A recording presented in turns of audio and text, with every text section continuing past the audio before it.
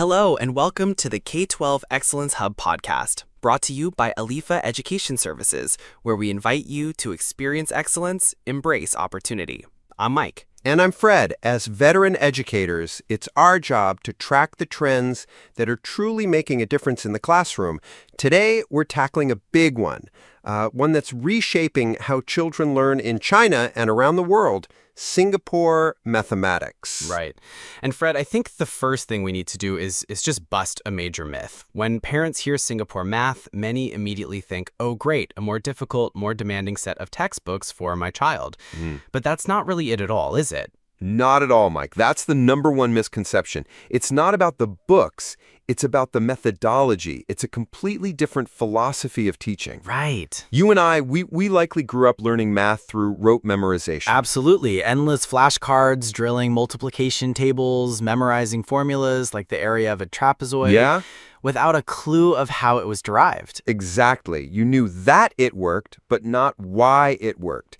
Singapore math flips that entire model. The goal isn't just to get the right answers, but to achieve deep, profound conceptual understanding. It's about making students fluent in the language of mathematics, not just teaching them to memorize a few phrases. I love that analogy, fluent in the language of math. So how does it accomplish this? What is the actual mechanism that makes it so different? Well, the mechanism is a powerful three-step framework called CPA. It stands for concrete, pictorial, and abstract. It's a carefully designed journey that takes a mathematical idea from being a tangible object to an abstract thought. Okay, so break that down for us. Let's say I'm a first grader. What does the concrete stage look like for me? Okay, in the concrete stage, math is something you can touch and feel. Instead of just seeing the abstract symbols 2 plus 3 on a worksheet, you'd be given 2 physical blocks in one hand and 3 in the other. Your task is to physically combine them, count the new total, and see that you now hold 5 blocks. The abstract idea of addition is now tied to a physical, real-world experience. It's intuitive. You're removing that initial layer of fear and abstraction right from the get-go. It's not intimidating numbers. It's just playing with blocks. Okay, so after I've mastered combining blocks, what happens in the pictorial stage? The pictorial stage is the critical bridge between the physical and the purely mental. Here, students learn to represent what they just did by drawing it. And this is where we see one of Singapore math's most famous tools, bar modeling. I've heard about this. It's for word problems, right? Precisely. Instead of teaching kids to just hunt for keywords like in total or left over, which can be very misleading.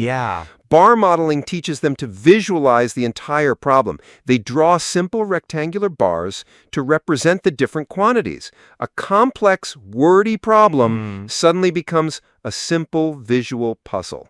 It's a light bulb moment for so many students when they see a problem laid out that way. It's a visual roadmap for the solution. That sounds incredibly powerful. So that leads us to the final stage, abstract. Yes, and this is where the familiar numbers and symbols, 2 plus 3 equals 5, finally come in. But by the time a child reaches this stage, that equation is no longer a random fact to be memorized. It is anchored to a rich physical and visual memory. They've held it, they've drawn it, and now they truly understand it. That makes perfect sense. But let's switch gears, Fred. A great philosophy is one thing, but results are another. What is the evidence that this actually works better? Well, the evidence is overwhelming, and it's a key reason for its surge in popularity in China. Year after year, Singapore is at or near the very top of global education rankings like PISA and TIMSS. This isn't an unproven theory. It's one of the most validated educational approaches on the planet. And parents in China are taking notice? They absolutely are. Our research shows a parental approval rate of around 78%. Parents in major hubs like Beijing and Shanghai are seeing this not just as a way to get better test scores, but as a strategic investment in their child's cognitive future. They want children who are critical thinkers and adaptable problem solvers, not just, human calculators.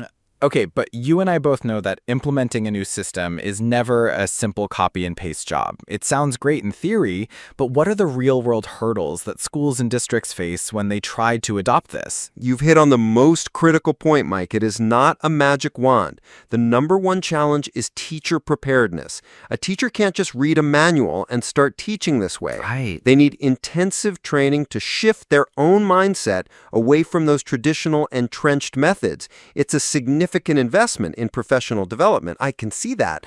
What else? The second major challenge is cultural contextualization. You can't just take a textbook from Singapore and use it in Guangzhou.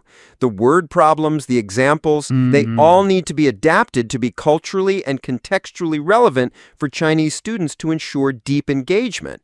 And finally, there are operational constraints, the cost and availability of high-quality, localized teaching materials. So that brings up the ultimate question for many parents, the balancing act. How does this deep, sometimes slow foundational approach square with the intense pressure of a high-stakes exam system? It's the central tension, but here's the beauty of it.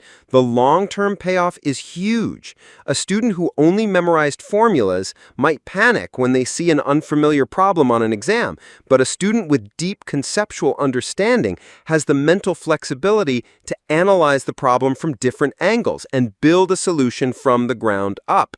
They are more resilient, more confident, and ultimately more successful. So it's like building a single-story house on a dirt patch versus taking the time to lay a deep, steel-reinforced concrete foundation for a skyscraper. That is the perfect analogy, Mike. The initial work is more intensive, more thoughtful, and maybe less visible at first. Yeah. But the structure you build on top of it is stronger, more stable, and can reach much greater heights. A powerful idea to end on.